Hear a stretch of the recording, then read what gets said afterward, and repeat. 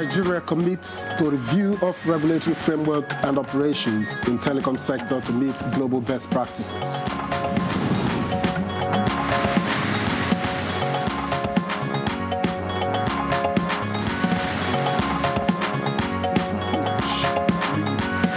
Plans underway to regulate electricity tariff across bands.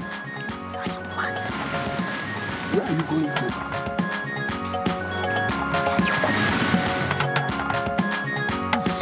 National Assembly continues engagement on tax reforms.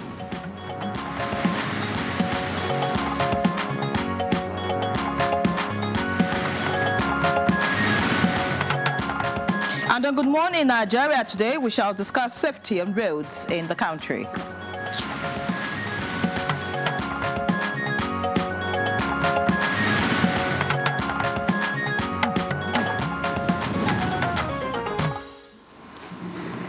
Well, you know, Ian Ray, road safety is a big deal worldwide. Every year, 1 million people, more than that, are said to lose their lives on, due to road-related incidents, and Nigeria is no exception. In Nigeria, the numbers are not any better. 10,000 people lost their lives on Nigerian roads in 2023 alone. These challenges, of course, are made even more severe by issues such as inadequate infrastructure, weak law enforcement, and definitely insufficient public education on road safety. Now, several factors have been mentioned as triggers for the high fatality figures on Nigerian roads.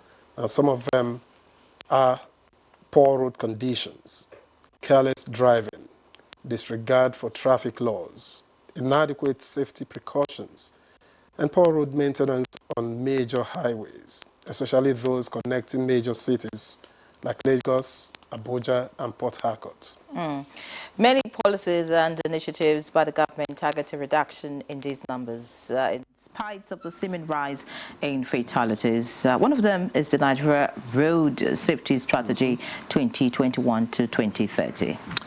Now, this initiative has set out a roadmap for improving road safety with key objectives that include reducing road traffic fatalities by 50%.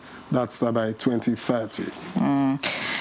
So true. Of course, a National Road Safety Advisory Council was also introduced to coordinate efforts across various government agencies and stakeholders to ensure that road safety goals are met.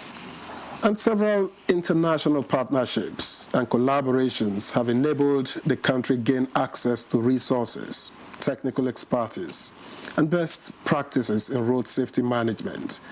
There are also plans to improve on these collaborations. Agencies such as the National Union of Road Transport Workers, that's talking about the NURTW, and the Nigerian Association of Road Transport Workers, NATO, and the Road Transport Employers Association of Nigeria, RTEAN, are also in partnership with the Federal Road Safety Corps to help address some of the challenges on our roads. Now we have a panel of guests who would join us shortly to speak on the state of Nigerian roads. So let me on that note welcome you to Good Morning Nigeria. I am Victor Azu. And I'm Henry John. I also welcome you to the program. We're reaching you live on the network service of the NTA. It's a Friday. Thank God it's Friday. And of course, this Friday is a unique one. It's the last day in the month of February. It ushers in the weekend. Victor, any plans? Well, perhaps we can hatch one behind the scenes after the program. I won't be part of that plan because, Victor, anyways, that's off camera. All right, but I'm sure I'll be part of Musa Babakar's plan, who is ready for the morning news, because I think I'm safer with him. Musa, good morning to you. Good morning, Victor. Good morning. Here's the news. President Bola Tinubu has assured that the telecom sector's regulatory framework and operations will be reviewed to reflect global best practices with a greater focus on protected infrastructure. President Tinubu spoke at a meeting with an Airtel delegation led by its chairman, Sunil Bhatti Mittal, at the State House. The president, while recalling his discussion with the Prime Minister of India, Narendra Modi, who visited Nigeria earlier, commended the openness, readiness, and confidence of the Airtel. He said the entire ecosystem will be further examined, and if there is anything Nigeria can learn and copy from India, his government is ready to do so. The president noted that the tax reforms will create a more favorable climate for investors. The Minister of Communications, Innovations and Digital Economy, Bosun Tijani, pointed out that the approval of the president for the protection of fiber optic and undersea cables as critical national assets will further stimulate growth in the industry, assuring that the Office of the National Security Advisor has started implementing and enforcing the law. The minister and the chairman of Airtel briefed State House correspondents after their meeting with the president. The Nigerian government has signed a landmark cooperation agreement with Saudi Arabia's Halal Products Development Company. This strategic partnership aims to establish Nigeria as a leading player in the global halal market, valued at $7.7 trillion. The agreement will facilitate investment, technical cooperation, and market access across key sectors, including food production, pharmaceuticals, finance, and livestock for both countries. Vice President Kashim Shettima, represented by Deputy Chief of Staff to the President Ibrahim Hassan Hadija, emphasized that this partnership represents a game-changing opportunity to transform Nigeria into a global halal economy powerhouse. According to Vice President Shettima, the collaboration is an important step in the ambition to not only tap into the lucrative halal market, but to establish Nigeria as a leading global player. The agreement will be executed by HPDC, a subsidiary of the Saudi Public Investment Fund. Previously, Vice President Shettima highlighted the economic potential of the sector, noting that increasing Nigeria's halal exports to OIC markets from 2% to 6% could boost the country's GDP by $540 million, while strategic import substitution could add nearly $1 billion by 2027. Now to the National Assembly. The National Assembly is pushing forward with President Tinubu's vision for a fair, transparent, and efficient tax system. The goal is to drive economic growth, encourage investment, and ultimately improve the standards of living for all citizens. Stakeholders have been brainstorming with lawmakers over the past 3 days to develop a legislative framework. Remove Speaker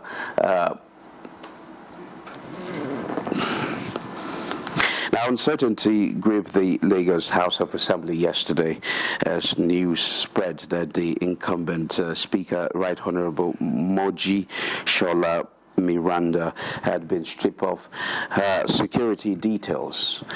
This sudden withdrawal of security personnel left both the Speaker and the legislative building vulnerable. Speaker Modashiru Obasa subsequently arrived at the Assembly complex with heavily armed personnel and forced his way into the Speaker's office. Lawmakers were seen gathered under a hut in the garden discussing the situation as the heavy presence of police personnel deployed in and around the House of Assembly complex created a tense atmosphere. Loyalists and supporters of the removed Speaker Obasa arrived in large numbers in several commercial buses, singing and pledging loyalty to the former Speaker. The situation at the House of Assembly remains uncertain, with many awaiting further developments. Now, The federal government has unveiled policy documents aimed at driving reforms in the power sector. Plans are underway to regularize electricity tariffs across bands, ensuring fairness for all customers. Minister of Power Adebayo Adilabo, who unveiled the documents, including the National Integrated Electricity Policy and Integrated Resource Plan, assured that the federal government will introduce a targeted subsidy for vulnerable customers and ensure reforms for all distribution companies to achieve efficient service delivery. This move aims to address disparities in the current billing system and encourage investment in the power sector. Now to Ramadan, the Sultanate Council Sokoto has announced that the search for the new moon of Ramadan 1446 after the Hijrah will begin on Friday, 28 February 2025. In a statement signed by the Wazir Sokoto and Chairman Advisory Committee of Religious Affairs, Sultanate Council of Sokoto, Professor Sambawali Junaid, Muslims are encouraged to look out for the new moon and report any sightings to their nearest district or village head. This will facilitate onward communication to the Sultan of Sokoto and President General, Nigeria Supreme Council for Islamic Affairs, Muhammad Saad Abubakar, for formal announcements. Well, that's the news for now. Good Morning Nigeria continues shortly with Ehire and Victor after the break.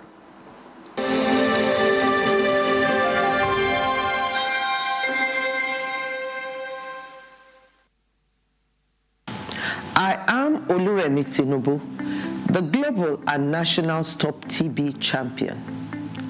Many people have asked why I've chosen to champion the fight against a disease like tuberculosis. My reason stems from a deep personal experience. I once had a friend who unfortunately fell ill and concealed the nature of his sickness until it was too late. Eventually, after he passed, we discovered he had tuberculosis. Sadly, due to the stigma and discrimination surrounding the disease, he would not speak up or seek for help. His death was a painful reminder that we could have intervened and saved a life if only we had known earlier. Tuberculosis is an airborne disease that primarily affects the lungs, but can also impact other parts of the body. Being airborne means anyone, regardless of their social economic status, can contract it. In Nigeria, one person dies of TB-related illness every 7 minutes, amounting to 206 deaths every day. Globally, one person succumbs to TB every 25 seconds, which is a staggering 3,456 lives lost daily. These deaths are entirely preventable because TB is curable if detected and treated early. If you or someone you know has been coughing for 2 weeks or more, coughing up blood, experiencing night sweats, or losing weight drastically, it might be TB. Please visit the nearest government hospital or primary health care center for proper diagnosis and treatment. TB treatment is free in all government and some private health facilities. Let us also remember not to stigmatize or discriminate against TB patients or those who have been treated for TB. Individuals who have been cured of TB cannot infect others. I call on all stakeholders, especially the private sector, to join us in the fight to end TB in Nigeria. Together, we can make a difference. Remember, TB anywhere is TB everywhere. End TB by 2030. Yes, we can.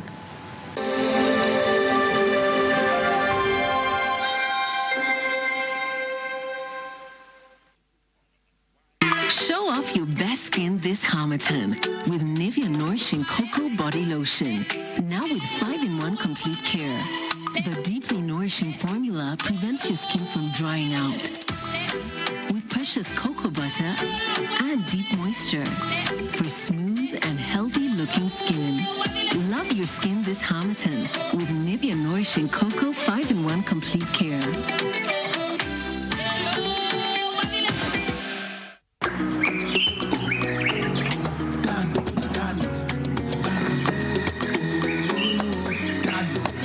Sometimes great things are worth waiting for.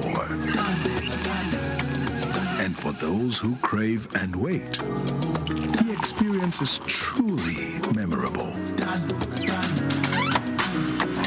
Introducing the new Dano Evaporated Milk, a creamy, tasty, nourishing way to start your day. Enjoy the taste of the new Dano Evaporated Milk. Very creamy and delicious. Now that's worth the wait. Taste it, the richness so amazing. For your cereal, tea and purple, Dano Evaporated Milk. Try Dano Full Cream and Dano Cool Cow Evaporated Milk, a great addition to your favorite meals. And taste the Dano difference. The new Harpic sachets. It has a thick formula, so all you need is just one sachet for your toilet bowl.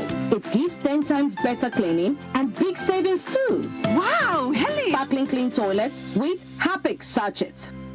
At break time, when my champ needs to keep going, he's going to need his favorite snack, containing calcium, iron, and fiber. Milo and Snacks, snack of future champions.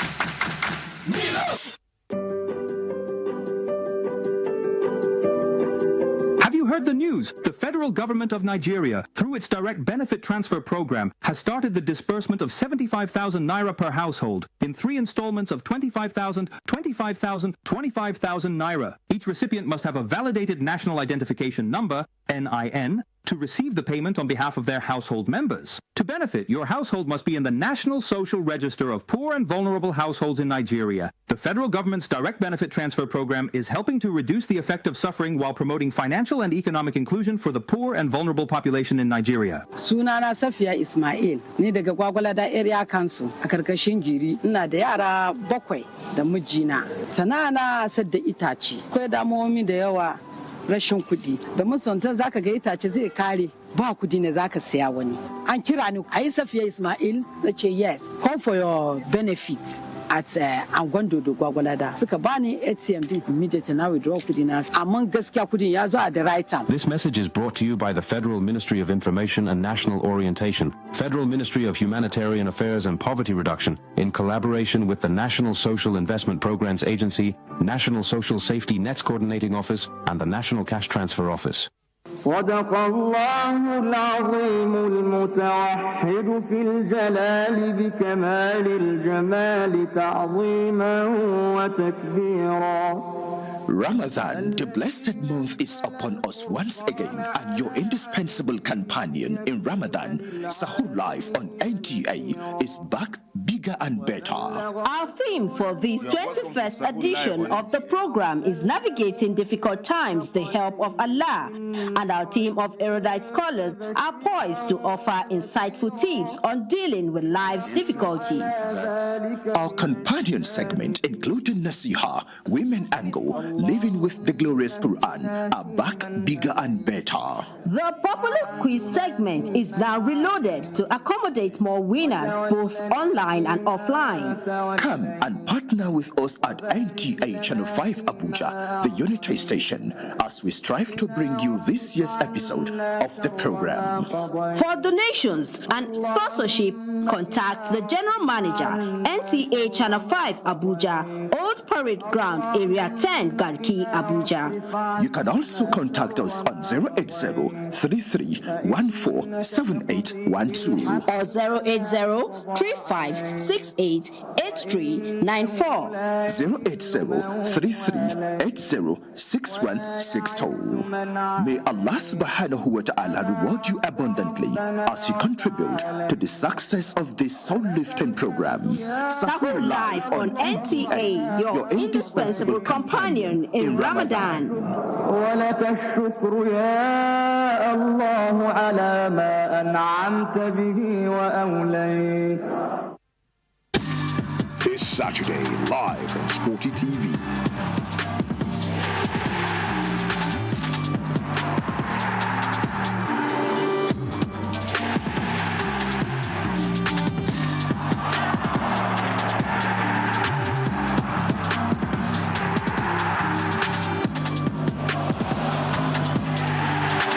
Watch live on Sporty TV. Brought to you by SportyBet. Play with champions. It's time for the papers. Let's get right in.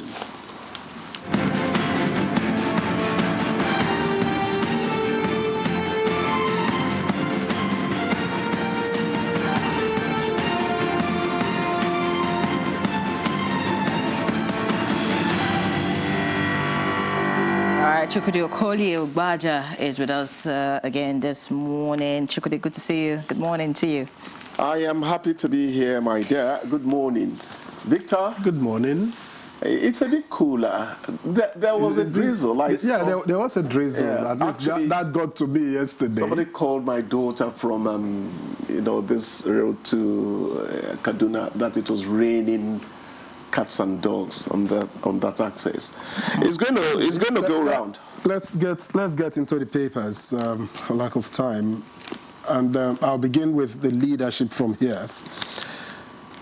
Now the lead story reads: 45 days after Obasa stages comeback as Lagos Speaker, says he was never impeached, presides over 4 members. You remain impeached, 36 lawmakers insist. Speaker Miranda's security restored, and it's a betrayal of democracy. That's according to Atiku. And then just beside the nameplate, bandits kill 10, abduct 6 villagers in Niger, page 7. Ramadan, Muslims look out for new moon. Okay. And finally, on the front page of the leadership, DSTV, GoTV, maintain current prices. FCCPC directs multi-choice. And that is on page 20. Now let's take the nation quickly. A number of stories, of course, are shared between both dailies. But let's look at this. Telecom tariff hike necessary to save jobs, sustain economy. I think that's credited to, because it is picture that I see there, the Minister of Communications and Digital Economy, Bosun Tijani. That story is on page 2. Federal government to clear pension backlog in 3 months. Natasha seeks transparent investigation by Senate panel, page 3. And Glow slashes call rates to all networks, retains bonus, page 4. All right, Ian Ray. All right, let's see what the blueprint is offering this morning. Of course, the Lagos Assembly crisis is on all the papers this morning. It's also right here, but captioned differently. On the blueprint, we have, like Rivers, Obasa leads 4 lawmakers at plenary, insists, I remain speaker. Riders, Miranda security details withdrawn, restored. Drama. 36 lawmakers vow to stand on her mandate, fault party leaders. All right, and above that, we have the new petrol price reduction. You want to find out what it is at the nearest filling station, to you. Away from that, below the picture story, we have Nigeria signs pact with Saudi Arabia to boost $7.7 trillion halal economy, agreement to attract FDIs, diversify economy. That's according to the federal government. And below that, we have FCT IRS generated 262 billion naira in 2024. 43.8 billion naira in January. Fantastic. That's on page 7, and that's credited to Ango. Below that, federal government, states, local governments share 1.703 trillion naira in January. Details on page 6. And above the masthead, Governor Idris conducts mass wedding for 300 couples in Kebbi. That's on page 19. Let's see the Daily Trust quickly now. The Lagos Assembly crisis is also right here, and it's talking about Obasa Miranda claiming speakership. Below that, we can see a picture story of the former president and the current vice president. It says, after 21 months, Buhari relocates from Daura to Kaduna. Below that, Band B customers not paying enough for electricity. That's according to the minister. And Sultan urges traders to reduce food prices ahead Ramadan. All right. Just before I let Chukwudi take over, I'm not really a fan of Aku, but this is interesting here. He says Governor Idris conducts mass wedding for 300 couples in Kebbi. And the question is, will he fund the honeymoon? I'm sure Chukwudi has the answers to that. All right, Chukwudi. I'm a goodie oldie when it comes to matrimony. And if I may beat my own chest, we have not done badly, charity and So the point is this, you're talking about honeymoon. The real marriage starts after they've all dispersed. That you begin to face the realities. Make a live on there, you know. But the question of whether weddings should be funded or not is still, subject to a lot of debates here and there. But I mean, let's just look at the real stories on the papers this morning. Yes.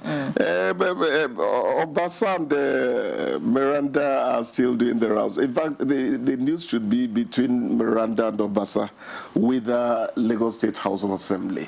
You know, the man presided over plenary yesterday with how many people? Four people. 4. And 36 are still shouting themselves hoarse out there. You still remain rejected. And you say, what's happening? What's amiss in Lagos? I look at Lagos and I feel that it is in many ways a model to the rest of the country. Yes, there's some kind of order. They make you feel they have a direction, not just in terms of the economic policies and all that. They have a grip on governance. So one is not very happy that this kind of thing is happening, you know, Vegas. So that, I mean, it's like a coup happening in the sub-region, and you say, hey, you better nip it in the bud so that other people don't begin to emulate Mali, Burkina Faso, the rest of these renegade countries. Democracy has come to stay. Well, the thing is this, the questions that are, you know, salient in this matter, one of them would be, what is required to remove the Speaker of the Lagos State House of Assembly? And who is fueling the crisis? We're coming to who is sponsoring it. In fact, that's at the bottom of it.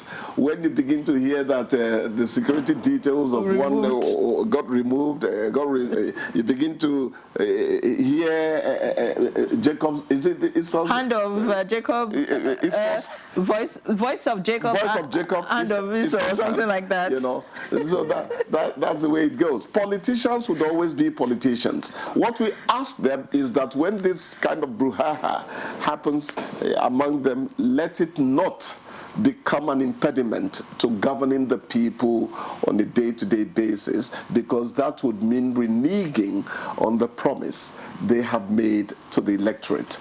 That's it. So let them have their time out there. It will all be settled at the end of the day. They will all be fine. They will. They'll be fine. They always get fine. Sometimes, and so we will. Ask whether this thing is pretended to bamboozle us.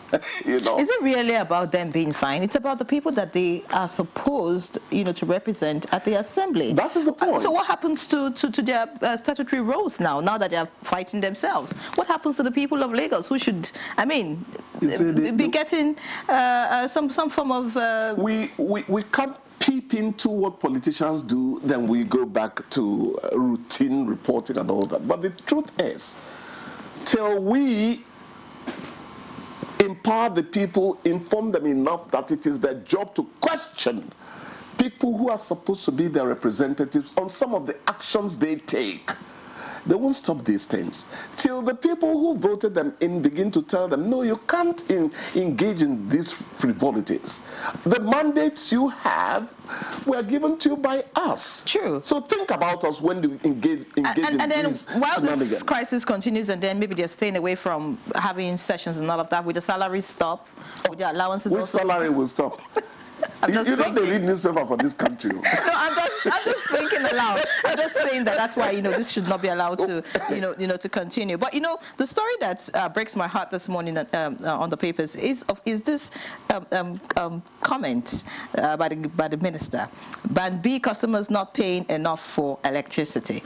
Now, it breaks my heart because, you know, when this news broke, those on Band A were questioning if they've been getting enough power for how much they've been paying. Exactly. So now you want Band B to pay more. I mean, How is it about paying more or about service? You know, I admire the minister, you know, a lot. Anytime I meet him in the studio, I have this. But the question you want to ask is this: is this a way of introducing a hike for them? Is it the neatest way to begin to steal onto the terrain that allows you to say you're going to pay more and all that? But at the end of the day... Are you paying more for darkness or paying for light? What are you paying for? You took it from my lips. At the end of the day, you're asking, what is the supply like? Even with all these announcements concerning tariff hike and all that, what have we really experienced a very big improvement in power supply?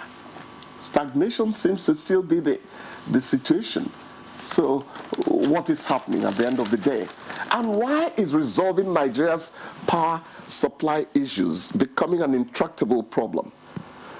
I went across the border to help resolve the question of somebody paying somebody money to bring in a car. It didn't work out. And when I crossed, I found out that the power supply over there it doesn't blink. They'll tell you that time they were paying higher than us. I think we've caught up with them now in terms of yet we are not performing the way they perform across the border there. What is wrong with us? That is the problem. Is somebody sabotaging it? Could it be people who are selling generators? I don't get it. Maybe the people who are asking us to go green now, are they sabotaging steady power supply in Nigeria since we are still generating and all that? Please, I'm not accusing these people. I'm just asking journalistic questions because obviously there's some witchcraft in the air somewhere. It's not right. All right. We hope that... witchcraft. Words are few these days, so I try to manage. I don't want to talk for talking's sake. It's Solomonic and the issue in Lagos is beyond the actors that you see. Well, Chukwudi, yes, thank you for being here today. We'll see you again on Monday. Thank you, guys. And have yourselves a great weekend. We must mention that Ramadan is around the corner. So of course, we wish our Muslim brothers and sisters the very best this season. Yes. Yes, and hoping that, their prayers and supplications will be heard by Allah and to make our country better at the end of the day. That's on the spiritual side. On the other side, affordability. The Sultan is asking traders to please have a heart so that people can afford certain things they need for this period. Yeah. All right. It's time to get into the conversation, and we'll do just that after this break. Please don't go away.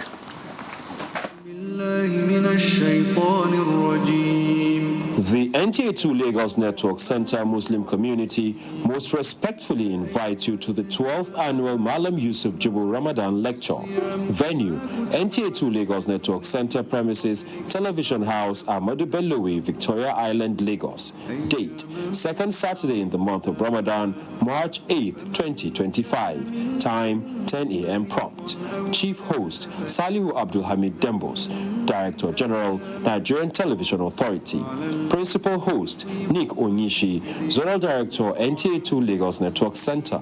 Spiritual Father of the Day, Sheikh Suleiman Abunola, Chief Imam of Lagos. Chairman of the Day, Alhaji Abdul Latif Femi Okunu, former National President, Ansaruddin Society of Nigeria. Guest Lecturer, Professor Abdul Kabir Olawale Paramole. Professor of Hadith, Islamic Ethics, Comparative Religion, and Contemporary Studies, Lagos State University, Ojo, and Chief Missionary, Jejewiyat Muslim Association of Nigeria and Overseas. Topic, Muslims and the Economic Realities of Nigeria. Guest Lecturer 2, Alhaji Salmon Abiodun Sani, Chief Imam, Akimboro Central Mosque, Olonshogo, Mushin, Lagos. Topic, Islamic Parenting, Antidotes to Social Challenges in Nigeria. We look forward to receiving your usual considerable response to grace the occasion. For inquiries, call 08030629590 or 08039642121.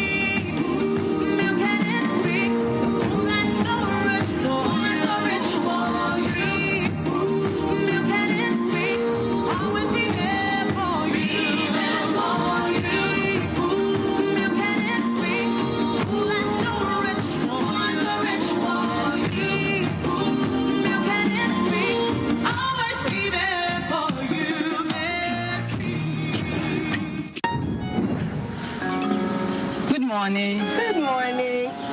Why is your sun shining like this? Can't you see that Harmattan season is here? We need to protect our children from this dry weather. What about the invisible germs? Invisible germs? During Harmattan, it's not enough to only protect your skin. You also need protection from these invisible germs. To protect our families, we use Dettol. Harmattan season brings a lot of germs, but Dettol with Germ Defense gives protection from up to 100 illness-causing germs. Be Dettol sure. They asked me how I came this far.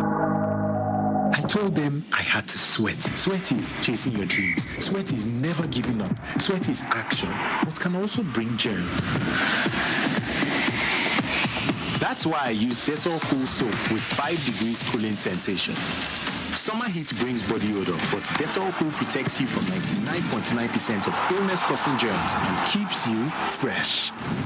Hey Nigeria, ready to breathe cleaner air and save money? Let's talk about gas. Drive with CNG, the smart, cost-effective choice. Fill up for less and travel further. Save money, save the planet. Switch to LPG for cooking. It's cleaner, healthier, and better for environment. Say goodbye to smoke and eye problems. Do you know Nigeria is a gas nation ranked 9th globally with over 209 trillion cubic feet of gas reserve? Gas isn't just for cooking and driving. It powers industries too. Cleaner, cheaper, and more efficient. And the best part, conversion centers are popping up everywhere. It's never been easier to switch to gas. Join the cleaner energy revolution. Choose LPG for cooking and CNG for your vehicles. Clean energy for brighter future. This message is brought to you by the Office of the Honorable Minister of State for Petroleum Resources, Gas, supported by the Nigeria Midstream and Downstream Petroleum Regulatory Authority, NMDPRA.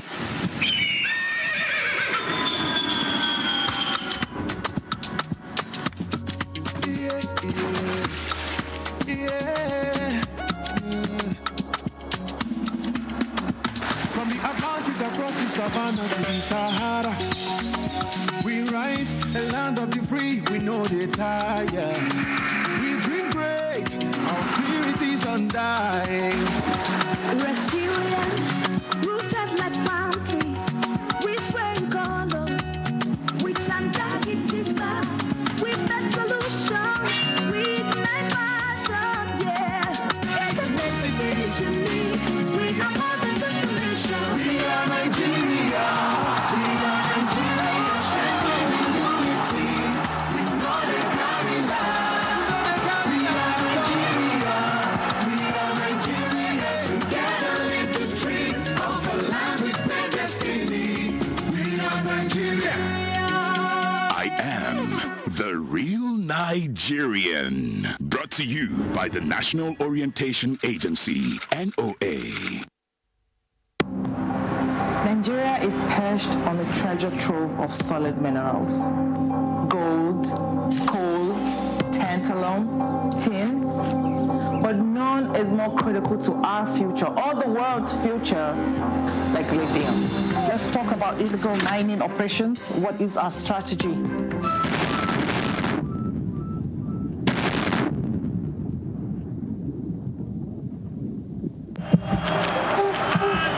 This Saturday, Okay. First in and the last. Eintracht Frankfurt. Go the fast route. Marathon, not a race. Putting hours in, I cash out. Bayer Leverkusen. Lights on. Lot of pressure. Watch live Eintracht Frankfurt versus Bayer Leverkusen on Sporty TV. SportyBet sponsors coverage of the German Bundesliga. If you just joined us, you're watching Good Morning Nigeria live on the network service of the NTA. And just before we bring in our panel of guests for our conversation this morning, which is on safety on our roads, let's take a look at this background report put together by our correspondent Ibrahim Dan Hamidou. Nigeria's roads are notorious for their dangers, with thousands of commuters risking their lives daily on highways and byways. The state of Nigeria's roads is a major concern, plagued by defective infrastructure maintenance, reckless driving, road rage, excessive overloading, and inadequate law enforcement. Globally, road traffic crashes remain a leading cause of death and injury. According to the World Health Organization's Global Status Report on Road Safety, approximately 1.19 million people die annually as a result of road traffic crashes, with low and middle-income countries accounting for 90% of these deaths. The report also notes that road traffic crashes are the leading cause of death for children and young adults aged 5 to 29 years. Despite these challenges, the federal government has taken steps to improve road safety through the Federal Road Safety Corps. However, more needs to be done to address the root causes of this crisis. As Nigeria continues to grapple with the challenges of road safety, experts emphasize the need for effective solutions to reduce risks on the roads. They warn that thousands are involved in preventable car crashes daily. To tackle this issue, experts recommend an effective approach, including improved road infrastructure, enhanced law enforcement, and public awareness campaigns. Experts on driving and road safety will discuss practical solutions and strategies for making Nigeria's roads safer for all. All right, many thanks, Ibrahim Hamidu, for that background report. And to get us into the conversation on safety on Nigerian roads, let me introduce first Honey Ogundayo, Deputy Corps Commander, Corps Public Education Office, Federal Road Safety Corps. A pleasure to welcome you to Good Morning Nigeria. Thank you. Good morning. Let me also welcome to the studio Aliyu Isaure, Deputy President, National Union of Road Transport Workers. Thank you for coming. Thank you, sir. Good morning, Nigeria. All right, also with us here for the conversation is Simon Patrick Obi, Supervisory Board Member, YORS. YORS stands for Youth for Road Safety. Many thanks for joining us, Mr. Simon. Thank you for welcoming me. It's my pleasure to join you today. All right. All right, let's get into the conversation, and let me begin with Honey. Of course, it falls at your doorstep. Road accidents remain a major concern, and this is in spite of all the interventions of the past. The numbers remain very, very high. What exactly are the key challenges that the FRSC faces with enforcing road safety regulations? Thank you for the question, and let me appreciate NTA first for being our partner in progress, and all our other stakeholders that are here this morning. Talking about road traffic crashes is something that's it's everybody's business, because road safety on our own part, we are trying our best, and we continue to be trying our best. But what we have seen is that, when you look at it majorly, we have three causes of road traffic crashes. We have the human factor, we have the mechanical factor, and we have the environmental factor. But when you look at all the three causes, we see that the human factor carries 80%. So we are doing so much on the human aspect of it. Talking about drivers, talking about going to meet them every day, anywhere we can see them, going for public enlightenment, just as what we are doing now. Everywhere we go to, even we go to churches, we go to mosque to go and meet with people, anywhere we can see people, even if it's one person. The only thing that we are planning to do now, maybe to be going from house to house, to go and be talking to people, because the rate at which people are being killed on the road is not acceptable. To FRSC. No, this is supposed to be, because why I asked if you face any challenges, and the challenges you face in enforcing regulations, is that I believe that regulations are there, and if you are able to enforce it, say 100% or even 90%, the road traffic, the accidents will reduce. So what challenges do you face? Well, basically, just like I've said, the challenges we face mostly is with the drivers, the human part of it. because somebody that, people know the right thing, but they're always waiting for somebody. Just like a driver that will just park in the middle of the road to carry passengers. Do you want to tell me that driver does not know that he's not supposed to stand in the middle of the road to carry passengers? But he will be waiting until he will see somebody like maybe road safety personnel to come and pursue him. So these are the things we meet with so many stubborn drivers. You talk about right things that should be done on the road. Quickly run us through some of these right things. Besides parking on the road to pick passengers. Okay, let's start with before you even get to drive. Before you become a driver, you must be 18 years of age. And that's for normal driving. And if you want to drive anything like articulated vehicle, those are the bigger vehicles, you must be 26 years. But what we see today, you see, like, for example, now, maybe a driver is driving an articulated vehicle and he has a motorboy. Maybe he's tired and he's supposed to rest. Instead of him to rest, we just give it to the motorboy to say, okay, help me push the vehicle forward. So we see that people that are not even licensed, they tend to drive at times. So it's one of the problems. Okay. Away from licensing, talk to us about speed, state of your vehicle, and all of that. Yes, it's very important also. Every day, just like I've said, we talk to people on the issue of even overspeeding. Everybody tends to be saying they are looking for money or but we tell them that you must stay alive to spend the money you are looking for. When you go on the road, you overloaded your vehicle, you couldn't even see the back, you couldn't even, in case there's an emergency, how do you maneuver? You put 2 people in the front, put 4 people at the back, everybody is choked up in the vehicle. So, we always say that after a ball, there's always a boy coming for it. So if you are the one that is distracted, maybe when you are driving, because you have so many people, people are quarreling inside the vehicle, you are trying to look back, you are trying to change your station on your radio, many things can distract a driver. So many things can happen when you are driving. So driving requires 100% concentration. So any distracted driver is also a crash waiting to happen on the road. All right. Now, the Nigeria Road Safety Strategy 2021 to 2030, of course, aims to reduce road fatalities by 50%. Yes. How do you intend to do this? How feasible is it? Because I asked earlier, again, what challenges are there with implementation, with enforcement rather? So how do you intend to achieve this? There are so many initiatives that we have in addressing that. Just like last year, every year we have what we call strategic goals, what we tend to achieve. Like last year, we said we're going to reduce accident by 5%. That's 2024. But we later reduced accident by 10%. So it was a big pass mark on FRSC, and this year is not going to be a different year. We are planning there are so many new initiatives being brought up by our commercial Malam Shehu Mohammed. So we have so many things in place. For example, now we have safe to load. This safe to load has been on ground, but we are re-emphasizing it, we are working on it, we are strategizing.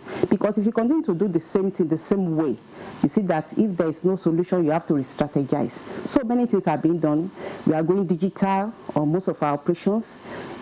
Everything, we are changing everything, virtually almost everything. Okay, I understand that you're having a penalty point system, which you intend to, if you like, kickstart soon. You tell us about that. But let's pause you now, Honey Ogundayo, and get to the Deputy President, National Union of Road Transport Workers, Aliyu Isaore. I'm sure you listened to Honey Ogundayo. She pointed fingers at transporters as being, violators when it comes to road traffic, or if you like, road use. Speak to us really. What are the concerns of road transport workers in terms of, obeying traffic rules and regulations? Thank you, moderator. The Federal Road Safety, they are partner in progress. We work together so that we have each free on our route, most especially to eradicate the accident on our highway. But like he rightly said, the problem we are facing as a transporter on our highway is so enormous. The roads are so bad. We all know what it takes, most of our road in Nigeria. Then we have, let me categorize the cause of the accident in so many ways, but I'm going to take a few of it. For instance, climatic aspect of it, which is during the rainy season, hardly you see the front, hardly you know what is coming and what are you going to meet. But going back to his own statement that the underage people are driving the Hoolage.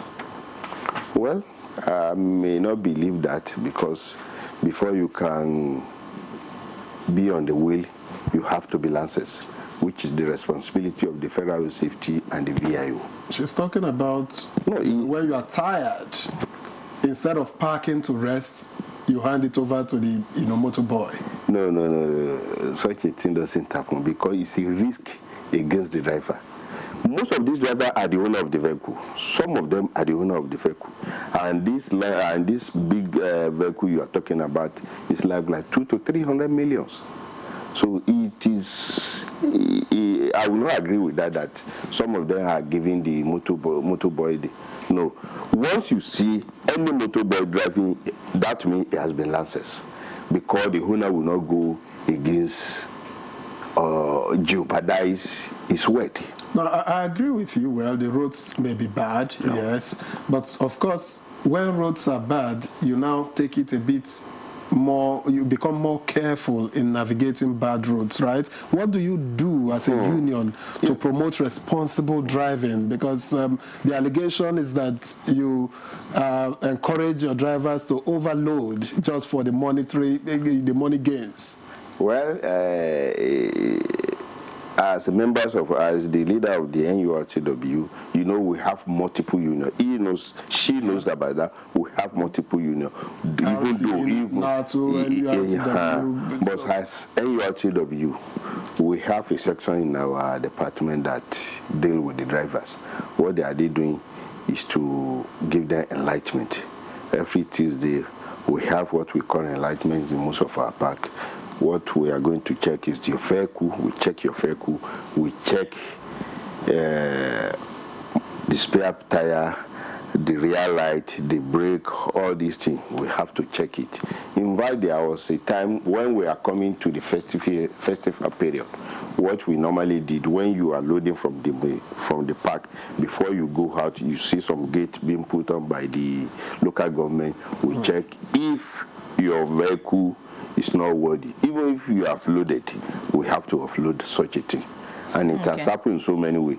You could remember that even if they check their statistics this year, during the festival period, they will agree with me that the crashes are lower. It is as a result of what we are doing. We are working on our own part so that to eradicate the crashes. All right. Many thanks, Mr. Ore. I would get back to you. Let's speak with Mr. Obi now. Simon Patrick Obi, Supervisory Board Member, Youth for Road Safety. We've talked to the road transport workers. Of course, when you move away from that, you want to talk about young people. Honey Ogundayo spoke about underage driving, and even for those who are old enough to drive, we see that there's this. Is it youthful exuberance to want to be at top speed? Like it's a competition on the road. Like I don't know. But speak to us, and then again, you get to see a lot of young people who would be drunk or be drinking while driving, on the road. So let us know, what are you doing? What is your organization doing about some of this, attitude of young people on the road? Well, thank you so much for the opportunity to speak on this issue. To begin, I'd like to also point out that I am involved in global road safety advocacy. And so what yours does as an organization is to promote road safety for young people. As the statistics was earlier shown, we see that young people are more victims in terms of fatality. So road traffic crashes are the leading killer of young people. And what we have been doing is to promote the inclusion of young people in decision-making discussion within road safety, because these are the demographic that bears the greatest burden of traffic crashes. And if you want to solve a problem, you want to make sure that those that are affected in the problem are seated in that, and then if you don't do that, you're not getting the results you're supposed to do. And so the discussion is promoting road safety for young people, and that includes education, that includes enforcement. Yeah, we know that young people are exuberant, they are creative, they want to try new things, they want to do stuff that is unusual. But if we educate these young people and make them understand that this thing is a risky adventure, I mean, there is need for them to begin to think differently, then you begin to see results. And I would like to say you asked an important question. What are the challenges? I think the challenge for me, having done the kind of work we've done here in Nigeria and across the globe, is that road safety is not an interesting subject. And I'll give you a very typical instance. During COVID-19, we saw that the countries of the world shut down, including Nigeria. I was in Nigeria at the time. And then I did a DEX review as a road safety advocate to compare road safety and COVID-19. And then within 2020, the statistics of those that were killed on our road were around 4,000 to 5,000 within the 2020 COVID era where they were shut down. But guess how many people that were killed by COVID, and which result to shutting down? It was just 1,000 or 2,000 plus. And then it begs the question, which is a pandemic? Is it road traffic crashes or the COVID that killed 2,000 people, while road traffic crashes killed over 4,000 to 5,000 people? And those were the statistics that we know. There are people who are killed who are in remote villages that we don't know. And so the big thing is that road safety is not an interesting subject. The Federal Road Safety Corps is doing its best. So how do we make it interesting? Making interesting is by you talking about the issue. He acts on a very... But do young people want to sit, for example, and listen to such conversations? Are there ways that you think the FRSA can, educate the young people, as in target the young people and get them, educated about this? So the problem now, it's not the problem of the FRSA. It's a shared responsibility. She started off in our conversation that it's a collective responsibility. It's about our public safety. And they are leading on that. Yes, kudos to them. But it's not their problem, because it involves me and you and every other person, the media, the government, the political elite, the religious leader. Everyone has to get involved. And we need to start making it interesting such that it affects us. You're going to the market, you're going to school, you're going to church, you're going to anything. In fact, there are statistics that have shown that countries who do not pay attention to their road safety lose around 3 to 5% of their GDP. And if we calculate that in dollar, it is more than the annual budget of the Nigerian. What's your assessment of causes?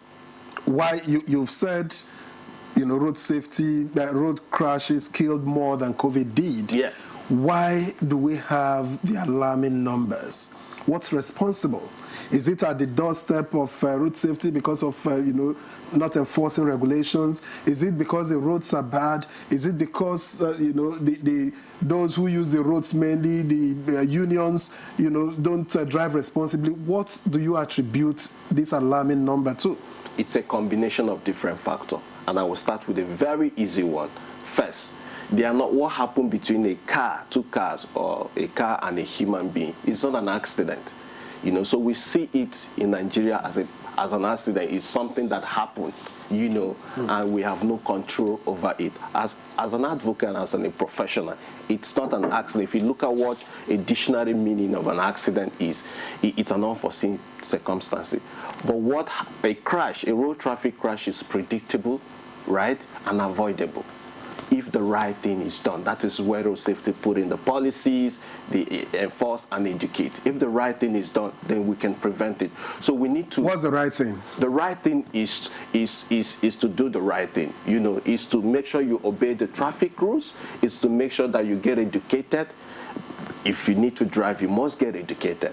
It's to make sure that you pay attention to whatever the federal road safety says. You know, it is to make sure that we invest in road safety. Know that road safety affects every aspect of our life, our economy. But Honey didn't admit, for instance, that there are challenges with enforcing regulations. If we say there are challenges and we know what the challenges are, and then we begin to say, okay, they need support in this area. And that's why I asked that question. What challenges do you have in enforcing regulations? I believe that the regulations are there. And if the regulations are enforced maximally, optimally, that the road traffic crashes will not be there. Am I right? Well, if I have to answer that, let me say, I didn't say we don't have challenges. Actually, you know, talking about issue of even vehicles, you know, to buy maybe an ambulance, it runs into millions of naira. The government has been trying, they have been giving us vehicles, but we still need more. What of manpower? Manpower, yes. Yes, we still need more too. Technology, is your technology up to date? Technology. We launched one recently that we say could help you detect, you know, yes. So we are going into that. So, you know, technology, we also need to invest more on technology. But actually the government is trying, but we still need more. All right. You know, Honey, speak to us about this penalty point system. What is that about? Okay, penalty point system. You know, talking about issues of drivers, I said we are re-strategizing. Because if you have used this one, you go and stand on the road, you talk to them, you know, seeing a driver committing an infraction on the road today, and they say, okay, maybe you just talk to the driver, probably you don't want to arrest, because we also do what we call a free safety check on the road, that we don't arrest them, we just talk to them. You're also aware that we do public education, we go to everywhere, we go to parks to go and meet them. So assuming we are not even arresting them, we just talk to them. Okay, you have spoken to somebody today, oh, see your side mirror, you don't have side mirror. The person say, oh, please, madam, tomorrow I will fix it. It just got broken now. No, after about a week, you see the same person with that same broken side mirror. Or maybe the person is not even having a wiper or fire extinguisher. You know, you can say many other things. So what we are not going to do now is that, you know, after, you know, maybe we didn't arrest you initially, then the next time, say, okay, no, I have to arrest you for this because, you know, it has to do with lives. We are trying to save lives. So go and get this one done. Maybe, you know, we wrote bookings for the person to go and pay. You know, some of them, mostly either commercial or even private people, when you tell them, okay, you are not using your seatbelt, your fine is 3,000 naira. You know, somebody can just say, 3,000, can I pay you now? But we are telling people it's not about the money. It's about attitudinal change. We want them to change. So if you see that people are not changing, so that's the essence of this penalty code now. So if you have been arrested for a particular time and you have gotten 15 points, it's warning. After between 15 to 20 points, that one is suspension of your driver's license. But anything from 21 and above, it will be withdrawal of your license, because we can't allow people to be killing people on the road. These are avoidable deaths that we have on the road.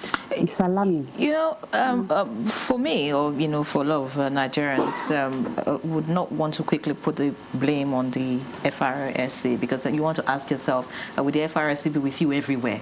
Are they supposed to be on the highway monitoring you, how you drive, what you do? It's about the individual. It's about the driver, knowing that you have a responsibility. And that brings me to the road transport workers. Because imagine a driver, you know, driving a bus that can take, say, 12, 14 passengers. If there's a crash, it's just one driver, and you have 12 or 14 people who are going to be involved in that accident, and I mean their families and all of that, you know, having to go through whatever it is that would come out of that particular accident. On your part, what are you doing, you know, to instill that sense of responsibility on the drivers?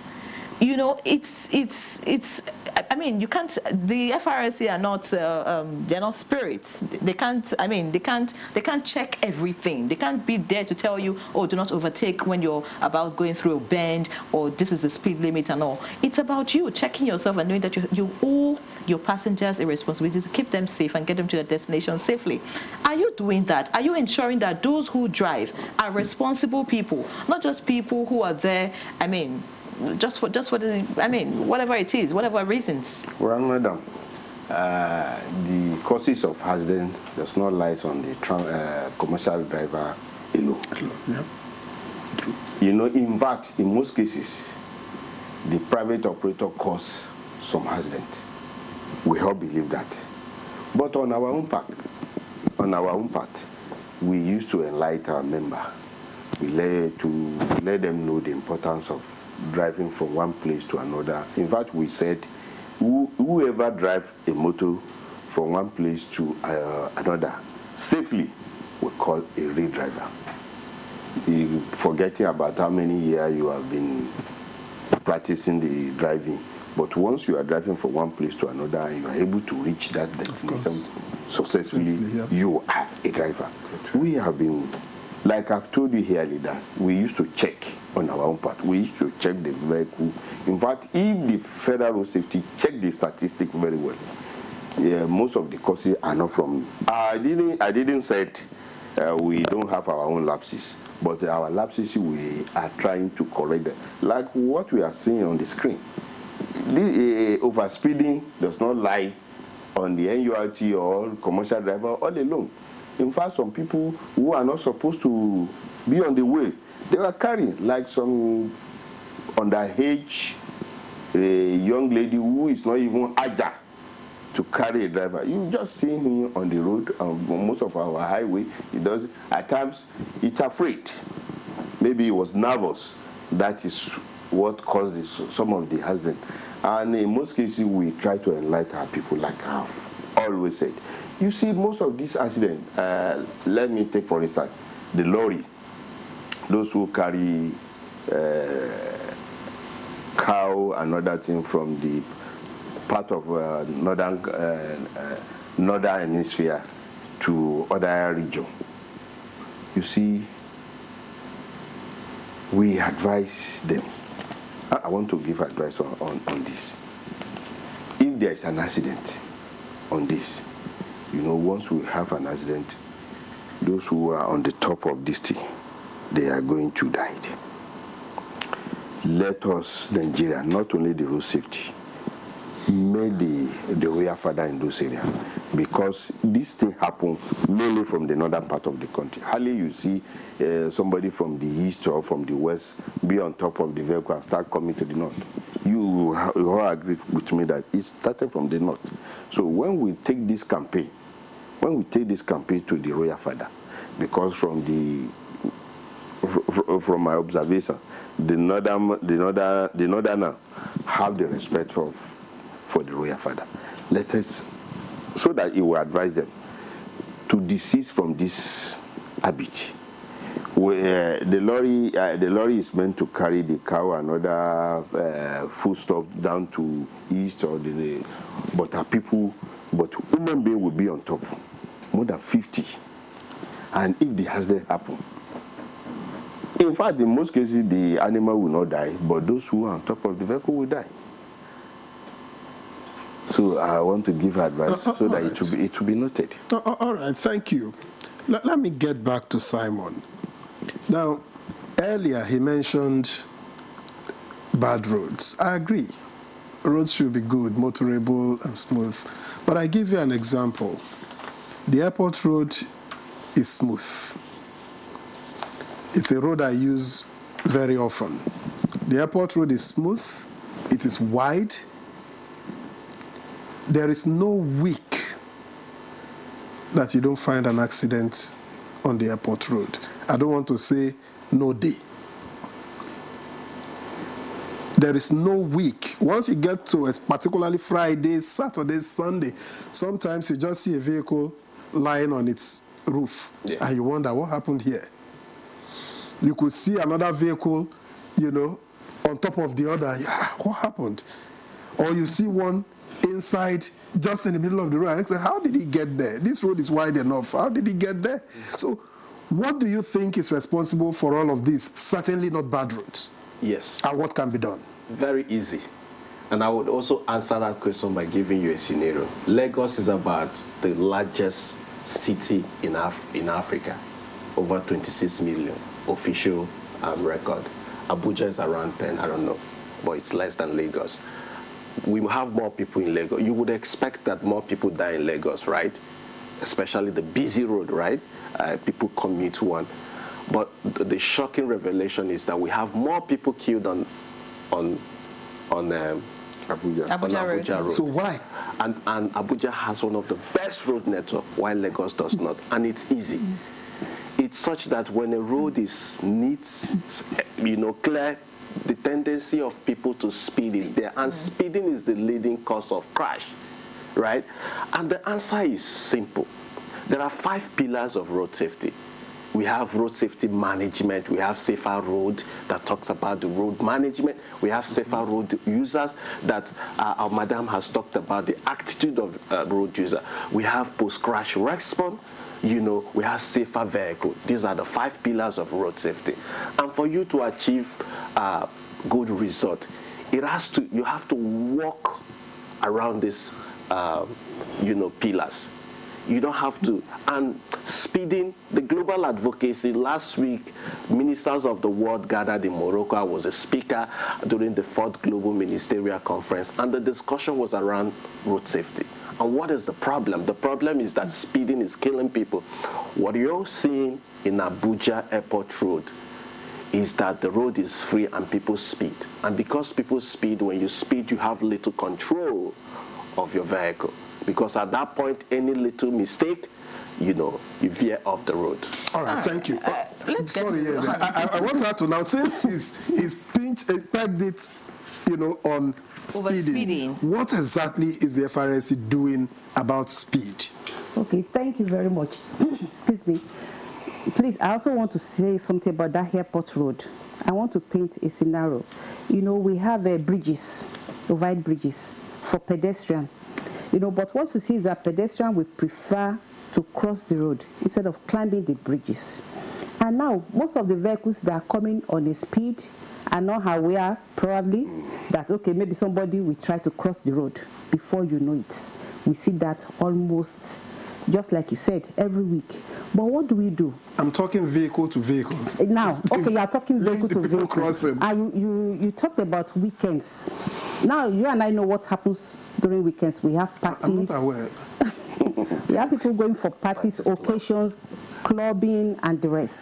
Now, what we tell people, if you know that you want to drive, must you drink?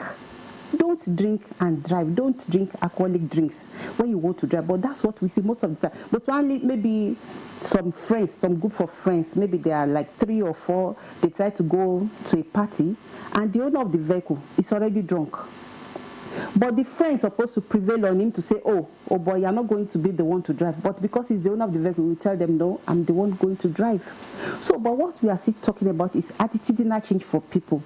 You know that this thing can cost your life. It can cost your life. It can cost other people's lives. So please, when you are, you should just know what you are doing on the road. What really is overspeeding? Tell us, what is the limit that, the FRSC tags as overspeeding? 1. 2. I remember there was a time the FRSA launched the speed limiting device. Yes. What happened to that initiative? Because I think at that time we were told that it was going to be installed on vehicles and then it could check the driver. I mean, if you overspeed, the vehicle stops, something like that. What happened to that initiative? Then what are you doing? You're talking about overspeeding. There's also the fact that there are bad examples everywhere. There's a governor or there's a minister plying that same route and he's overspeeding. So the person behind is thinking, oh well, let's just go the same way. So what are you doing to check, government officials, or if you like, big people who overspeed and of course set wrong examples for Nigerians? Okay, maybe I should pick it from the last one. Talking about speeding on the highways and maybe government officials, let me first of all say that, crashes does not know maybe I'm even a road safety personnel, or maybe somebody is a doctor, or somebody is a government official. So everybody needs to take it easy on the road. And I think there is something being put in place now, because all these government officials, you see that most of them is road safety that might be driving the vehicle in front to lead them. So just to know that you need to lower your speed. So, because gone are the days when people just speed anyhow on the road, because anybody can just die, just like that, even through the fault of another person. So please, we are encouraging even government officials that don't just drive, don't allow your drivers to drive recklessly on the road. It can lead to crashes. And most of the time, the drivers that causes this problem, they are always alive. The innocent people are the ones that might just die during the course of that.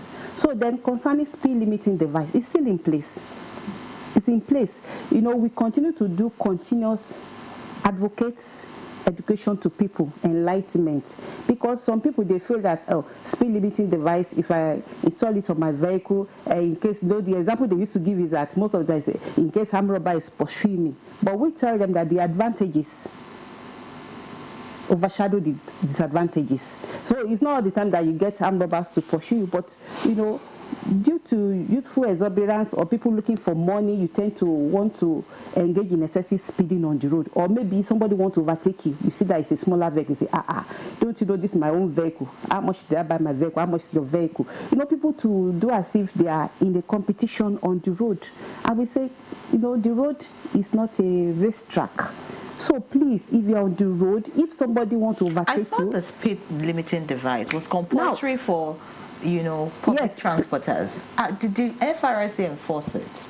Yes, because now you're speaking like it's optional. No, it's not optional. It's not optional. What I'm saying is that some people up till now, they still feel that, why should I install it on my vehicle? So what has the FRSA done to those people? Yes, we do enforcement on that. We do enforcement and continuous advocacy visits to them and public enlightenment. And then talking about speed, you are talking about speeding and what is the right speed for a particular road. I will tell you the common sense speed. Because if I have told you that, okay, 80 kilometers per hour on this particular road, then if it's raining, and you say, because road safety have said it's 80 kilometers per hour, I must still engage in the 80 kilometers per hour. Or maybe you get to a place that, you know, you just have people, plenty people there, and you say, I must still engage in the particular. So now what we're advocating is common sense speed limits. When you see that, oh, this particular place is like this, please reduce your speed. We tell you that you are speeding, engaging in excessive speeding, and I myself that is going on a normal speed, we get to the same place almost at the same time. Maybe 1 minute or 5 minutes difference before we get to the same place that we are going. So the right thing is for people to have the right mindset, have attitudinal change, and know that, you know, a life you save today might be yours. If you just kill somebody that's supposed to be maybe a doctor that will still, you know, take care of you when you're in the hospital, you know, when we start having this mindset, a new mindset, you know, a changed mindset, attitudinal change to know that, okay, where are we going, safe? Where are you actually going? Now, in other climes, you have crazy drivers everywhere. Yes. And that's why the figure is not limited to Nigeria. Contributes to the global, alarming figure that we have globally, 1 million every year or more than that. If awareness is a big part of this whole thing, and I agree so, what happens in other climes when people break traffic regulations? They know that they have to pay for it. They know they will be apprehended. They know that their licenses could be suspended. They know that it could be withdrawn. Is road safety doing its part beyond creating awareness in enforcement? Or is the institution challenged, of course, like many other institutions, where people have said weak institutions are a big problem for Nigeria? Is it the case for road safety? You know, we've mentioned this before, and I talked about, we mentioned about technology. You know, you're talking about other clients, maybe where they have this camera, and when you are just going, the camera will just capture your vehicle. You know, we shall get there. It's a process. And I believe that the leadership, the crop of leadership of FRSC now, they are doing so much in that area, to digitalize all our operational services and the rest, and to get more equipment. For example, now, we shall get there one day when somebody will just commit an infraction and the person will think, I've gone away with it. I will just call you or just bring the receipt to you at home. We shall get there. It's part of what we are advocating for, but we shall get there. It's a process. All right. You want to say, okay, yes. he wants to add to that. Yes, you are asked a very important question. I also live in the US, so I drive. I got my license a couple of months back. And what happened over there is that there are systems, they are developed, they are richer than our nation, right? They are developed, but despite the development, we also see infraction over there. I think the thing is, the point basis that our madam has mentioned, they enforce it. I mean, if you're caught driving, if you're caught under the influence, which is one of it's a very big offense, your license is withdrawn. But I like to say that the biggest problem to this is interest. If we bring the kind of urgency that we brought to COVID and see that this thing kill more of our people, not just kill, it destroy our valuable infrastructure, which is the road we spent so much to build.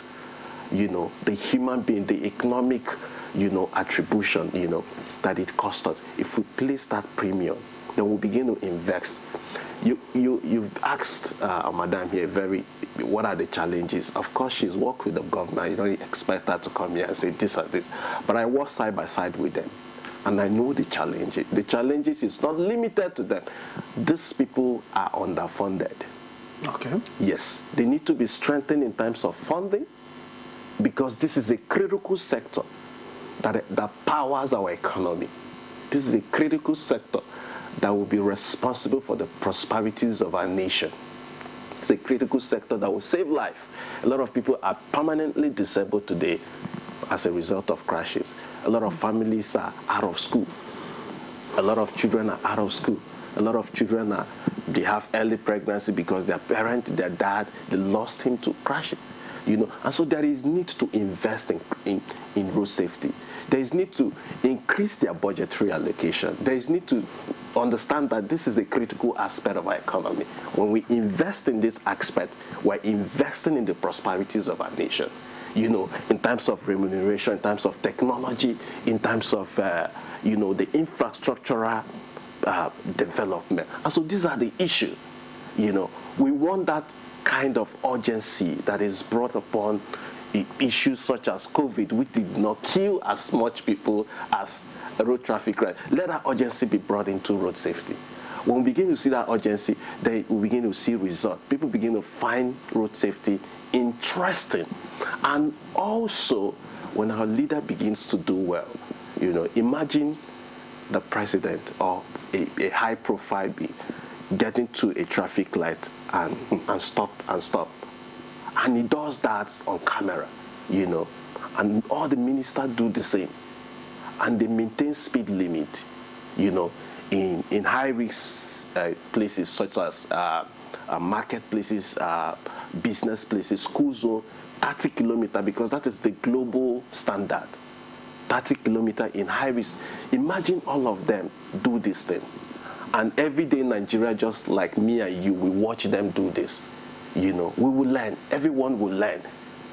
So that leadership, there is need to be that leadership set in place. Away from leadership and bad examples, you spoke earlier. You said road safety is uninteresting to the young person, and I'm thinking, how can we actually target the young person? I mean, someone is going to be 18 this year, and probably going to get the keys to a car to start driving. How do we get them to be properly educated? Because I think to some point, some Nigerians just get into their cars without enough knowledge of what it means to be on the road. Yeah. What would be your advice to the FRSC now? Is it about just going to motor parks? Is it about just having jingles? I mean, how many people are interested in all of that?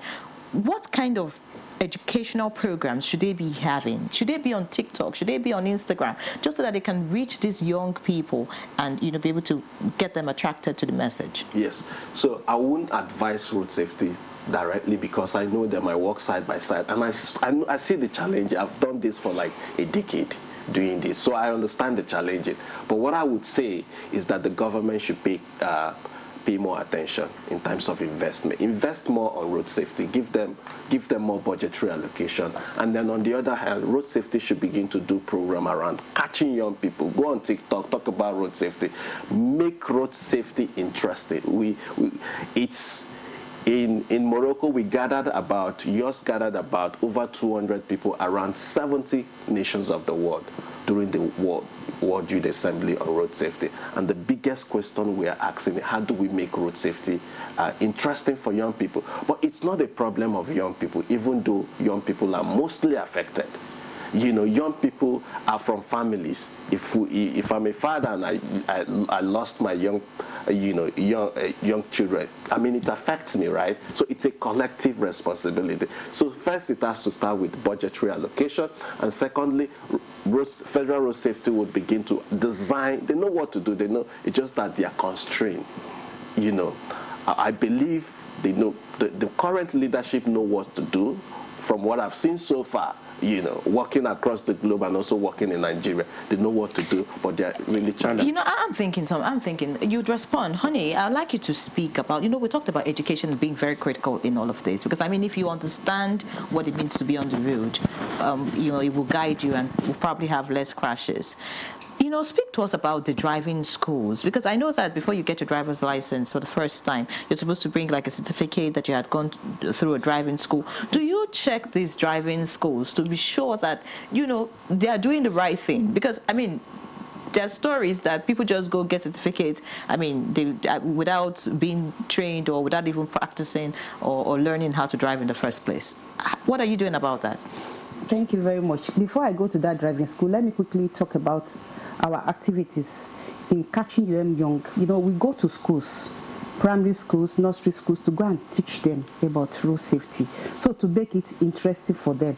And you see that we are even getting something out of it, because you see some children, when their parents are trying to drive anyhow or recklessly, or maybe they didn't use their seat belt, say, oh, daddy, you didn't use your seat belt, or mommy, or why are you carrying two people? You know, children, they can say some things, you know, innocently, but they are passing a message. So we do that. We go to schools to go and enlighten them, catching them young. Now, talking about driving schools, you know, somebody must be 18 years. We are not talking about the stature now. You know, some people, you know, children of nowadays, you see a 14-year-old child, you know, so as huge as myself. And that child believes that, okay, because I'm as huge as this, I'm supposed to be driving. It's wrong. We need to tell parents like that, because you are exposing them to a lot of risk. You know, driving comes with maturity. You must mature even in mind before you can say you want to drive. Now, talking about driving schools, we have some accredited driving schools, and we check them. You know, some people, they tend to want to cut corners, you know, to say, okay, this, but it's at their own risk. We tell people, you know, even learning driving at home, you know, of recent, I think that was about 3 days ago, we saw that 100 level students that the boyfriend was teaching how to drive crushed another, you know, I think part 4 students to death in Delta State. It was in the news about 3 days ago. So we are saying that don't say because you have a vehicle at home, you want to start teaching somebody. And those people, it's all shades of wrong, because the so-called driver that was teaching the lady driving was teaching her around 10 p.m. in the night. You continue to wonder, 10 p.m. in the night, trying to teach somebody how to drive, and the girl is in 100 level. We wouldn't know, maybe that girl is even up to 18. So these are the things that we are saying, you know, it's a concerted effort. Everybody must come together, all the stakeholders, even individuals, everybody. That is responsibility of everybody to do the right thing. No, if you are the one that just go and be operating a driving school that is not certified, and you just give people, maybe some people just pay some money, just give them, know that you are also contributing to crashes on the road, Because if you give somebody that is not that does not really know how to drive, or did not pass through the 26 section, and say, oh, because he has been driving before. You know, there are so many things that we teach you in driving school. How to reverse, the road signs. Some people, if you show them the road signs, they don't even know. Traffic lights, some people don't even know the meaning. You see people breaking all different rules, you know, learning discipline. All right. How to maintain the lane. We'll get back to all of this. There's still a lot to talk about. Plus, when we return, we'll let Issa have his own say on what needs to be done. We'll take a break now and return to the conversation afterwards. Please don't go away. They asked me how I came this far. I told them I had to sweat. Sweat is chasing your dreams. Sweat is never giving up. Sweat is action, but can also bring germs. That's why I use Dettol Cool Soap with 5 degrees cooling sensation. Summer heat brings body odor, but Dettol Cool protects you from 99.9% of illness-causing germs and keeps you fresh. Welcome to Silver Oasis. Silver Oasis, a TV series dedicated to aging and older persons in Nigeria. Be part of this series and discover the transformative programs crafted to give a new lease of life to our senior citizens, courtesy of the National Senior Citizen Center. The National Senior Citizen Center is the oasis for the senior citizens. For thought-provoking discussions on aging, geriatric social care, and issues that matter most to our senior citizens. Silver Oasis. Silver Oasis. Silver Oasis. Tune in to Silver Oasis on the network service of the NTA every Saturday at 10:05 p.m. Silver Oasis, improving the quality of lives of senior citizens.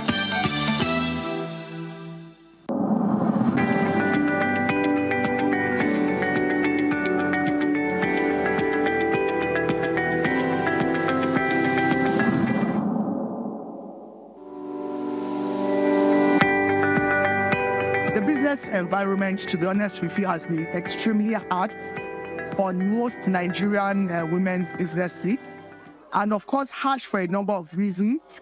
There is no way you would increase or move subsidy and increase the price of fuel that it doesn't have the counter effect.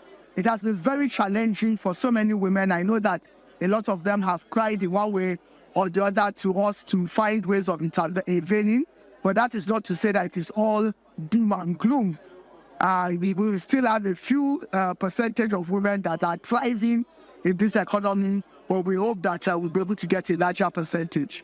One of the things I've seen with even our local purchases now is that people are buying more made in Nigerian options of food, of clothing, and so on and so forth than the imported. So that, again, is helping some of our industries thrive.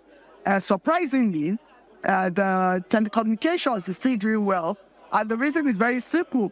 A lot of people are going for online options of skills in terms of training, communications, even remote working. And so you will see that people that provide services around those areas also thrive. But I think at the end of the day, it's about partnerships, collaboration, and influencing power from especially the private sector and even the public sector. But we really need the public sector to drive a number of things, especially policies, because the public sector has the national spread above even whatever we can do in our own small way.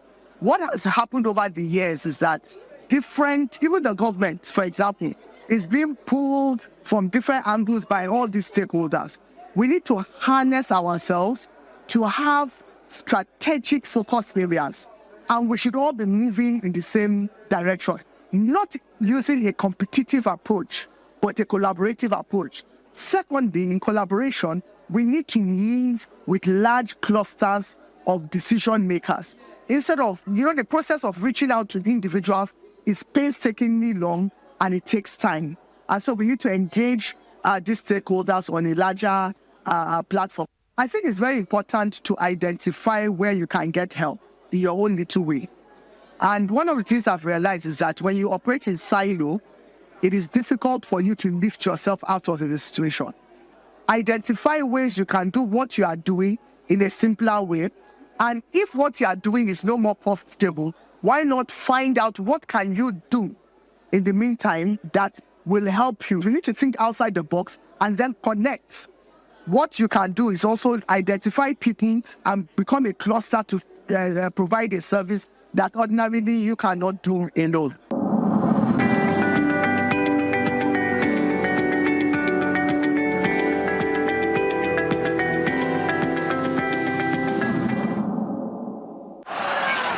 This Sunday, live on Sporty TV.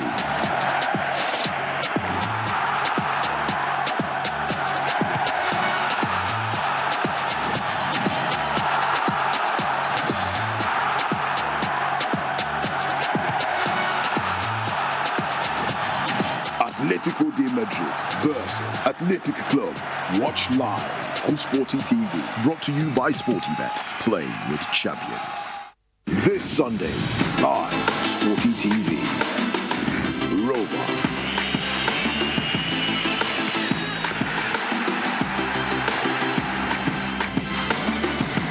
Como.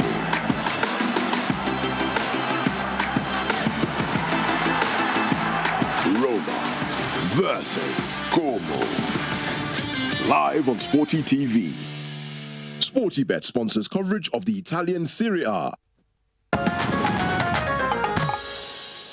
All right, welcome back. It's still Good Morning Nigeria, live on the network service of the NTA. Our guest are still very much those who are talking about safety on Nigerian roads. We'll get to Aliyu Issa Ore now, the Deputy President, National Union of Road Transport Workers. While Honey was responding to a previous question, you wanted to respond, so you can have your say now.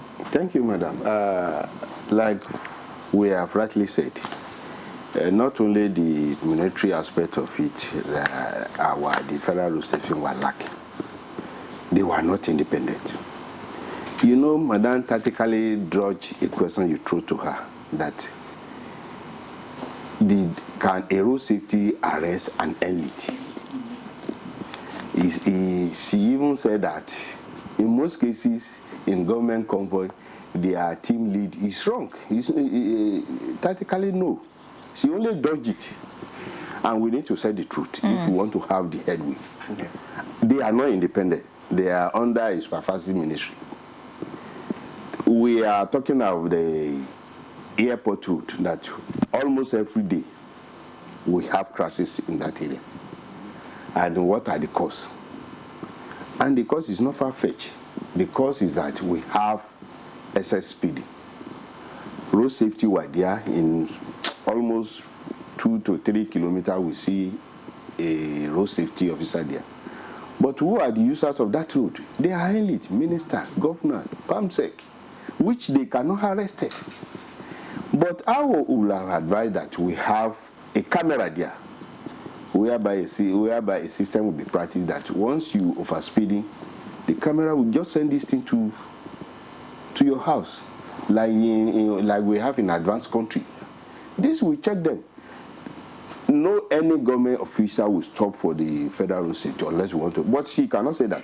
I didn't mean the FRS were independent, just like judiciary, local government. If they have their own autonomy, that nobody can. It could have been a different thing entirely. So I want to say it categorically that road safety are trying, but this thing is not yet. They are handicapped. They are handicapped. They are. You mean that at least you've talked about technology? Yes. We need to get technology to work more. That's one area that they need improvement. And they also need, to strengthen the institution itself so that it can do more than it is doing at the moment. Yes. Simon, do you agree? I agree 100%. This is the very first time I'm agreeing with NURTW. Thank you so much for speaking the truth. And again, like we were saying before the break, it's a combination of, I do research global road safety. I work with Johns Hopkins, the evidence are there. There are countries that have gotten this right. All right, many thanks, Simon. I have to pause you because we need to join our colleague.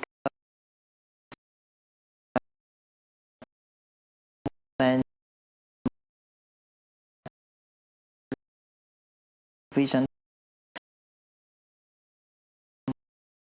Grace Ayanleke. She's at the residence of the deceased, and she has an update for us.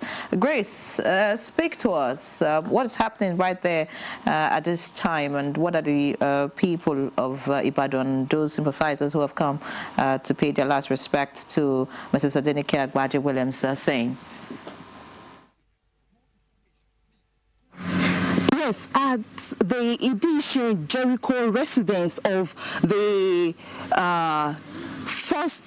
Africa's first lady of the tube, Chief Mrs. Adenike Agbaje Williams.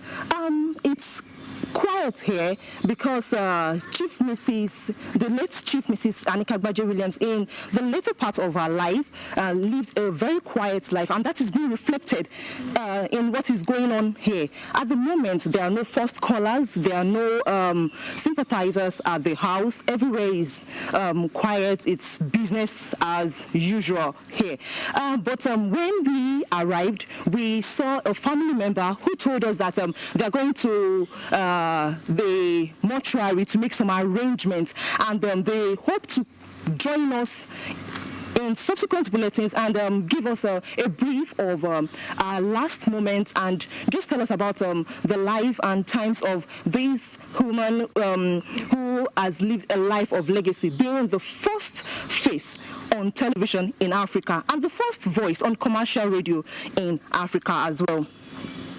All right, many thanks, Grace. We intend to, reconnect with you some other time, I'm sure, in the course of our broadcast today to get more updates of what's happening right there. But thank you so much for letting us know, the situation. And, of course, may the soul of Chief Mrs. Adenike Agbaje Williams rest in perfect peace. Everyone in broadcasting, mourns her loss. Many thanks, Grace, once again. All right, so we'll continue the conversation.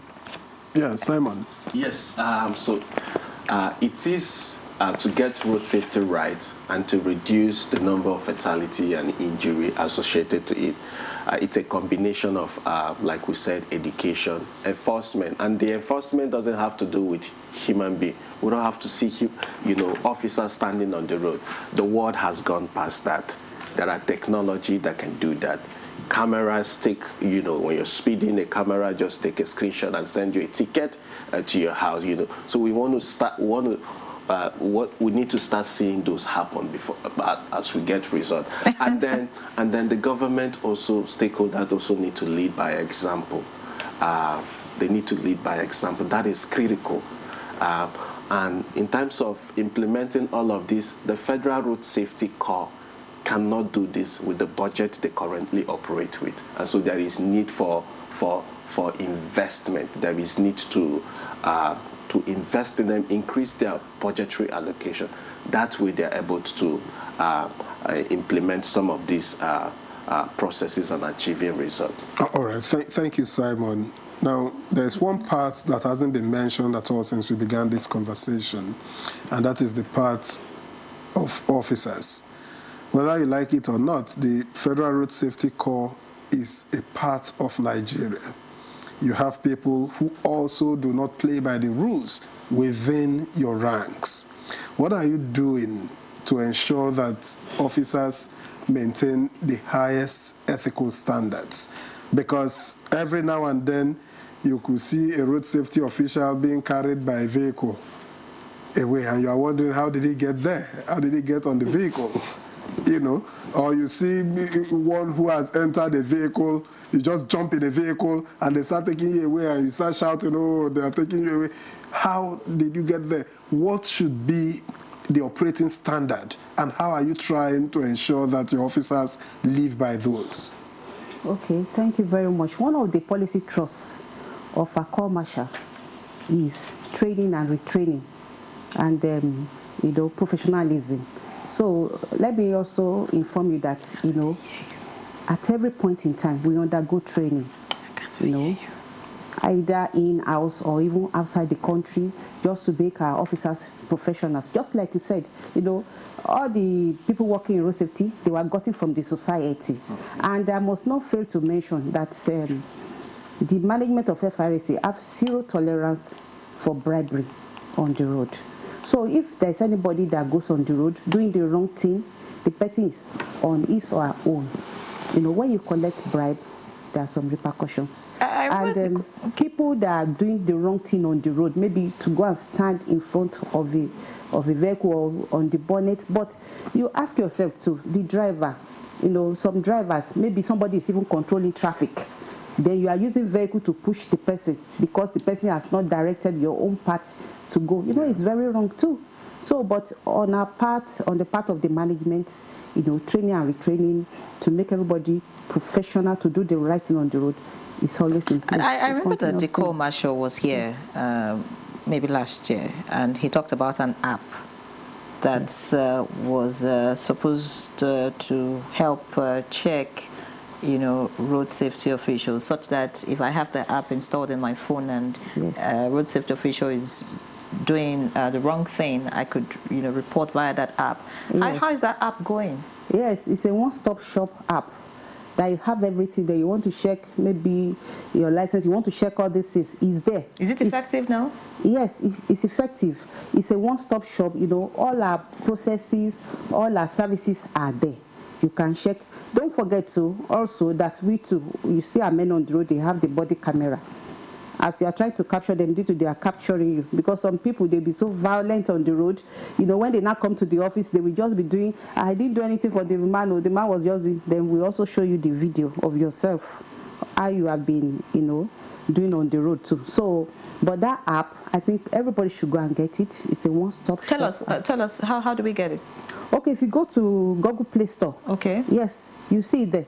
You just download it. What is it called? FRIC mobile app.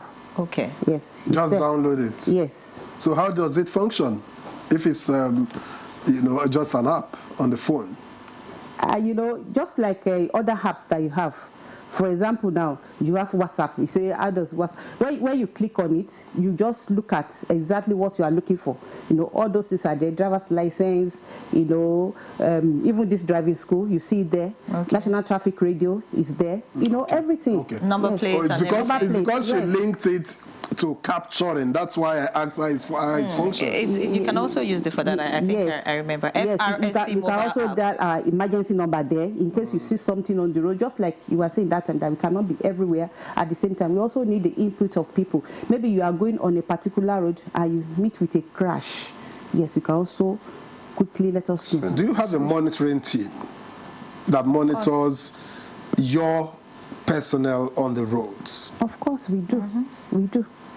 Yes. All right, let's get to Aliyu Isara as we begin to round up this conversation. Earlier you spoke about transporters who load vehicles and animals in the same you know, truck, or if you like. I've even seen a taxi and the boot was opened. There were animals and there were humans. There's a Yoruba name for it. Ken Romero. He's strong. Okay. No, but a taxi is meant to carry passengers, not to carry animals. Good.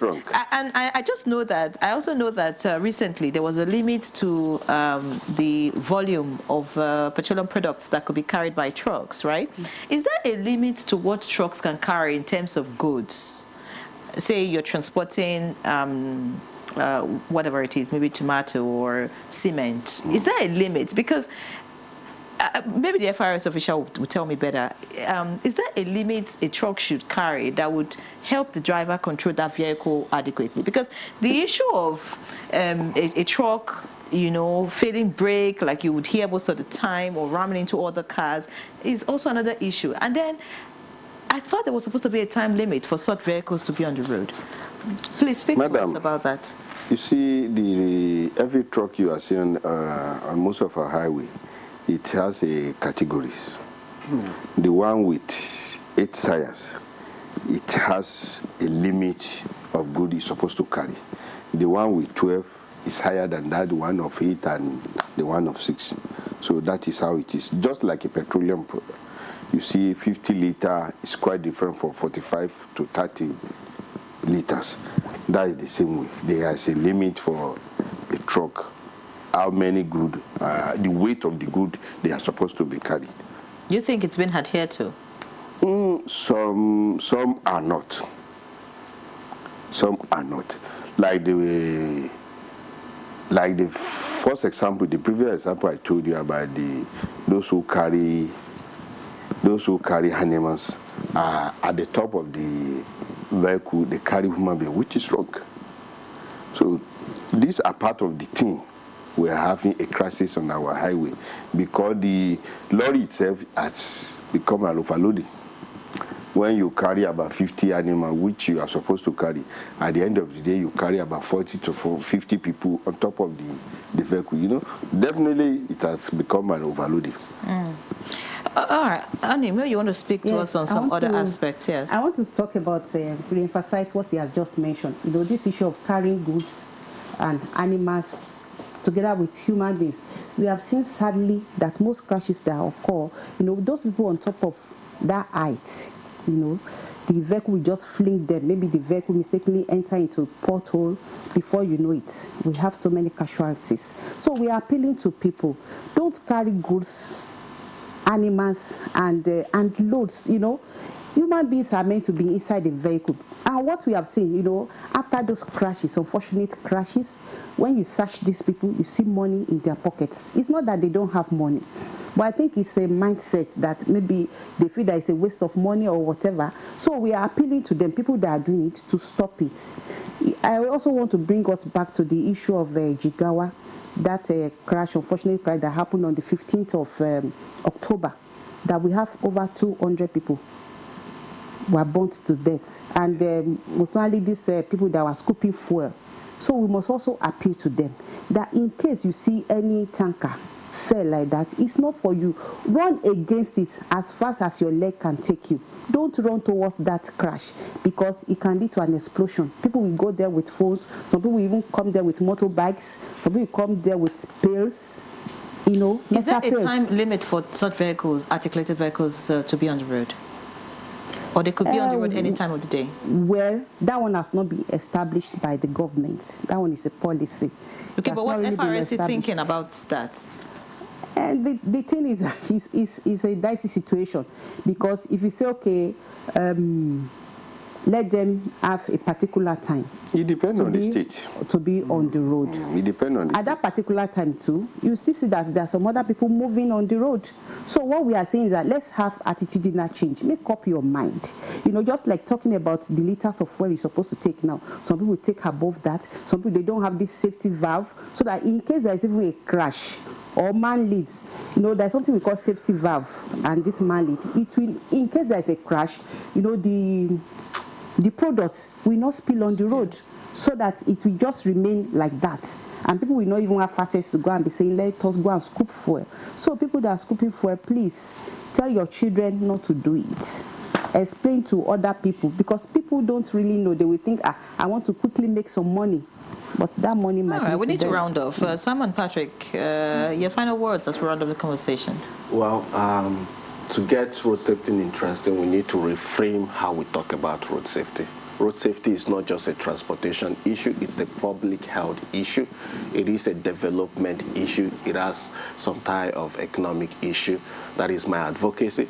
And on the part of road safety, we've also seen issues where some of their personnel are unprofessional. I've praised them for their activities, but there is need to also talk about issues when some of them are not professional in their line of duty. But also begs on that is as a result of the limited funding they have to improve the capacity of those personnel. Perhaps they want to also focus more on technology, as we've seen in other climes of the world. Speak to young people. Yeah, speak to young people and use technology to enforce road safety, as we see in every other part of the world. It's unfortunate that in only Africa we see personnel standing on the road to enforce. So that is risky. That is risky to the personnel, and it's not recommended. All right. Technology can do that. Thank you. And finally, 30 seconds, your final word. Remember, when you are driving, don't drink, and when you drink, don't drive. Please obey the traffic rule, obey the road safety fee, all the law enforcement agents on our way. Thank you. All right, Please, Deputy. Finally, let me just say, tell people about our emergency number, toll-free number, 122, in case of any crash. 122. Yes. And drive like you're the only sane person on the road, right? That still remains. Deputy Corps Commander, Corps Public Education Office, Federal Road Safety Corps, Honey Ogundayo, many thanks for coming on Good Morning Nigeria. Thank you so much. Let me also thank Aliyu Isaure, Deputy President, National Union of Road Transport Workers. Thank you for coming. Thank you, sir. And for your insights. And finally, but by no means the least, Simon Patrick Obi, Supervisory Board Member, Youth for Road Safety, yours. Many thanks for your time on the program. Thank you for having me. All right, so that's Good Morning Nigeria this Friday, the very last for the week, the last for the month. I mean, I'm super excited. Have a great weekend. I'm Ian Ray John, live locked on the NTA. And I am Victor Azo, weekend rendezvous after this time out. We'll see you on Monday.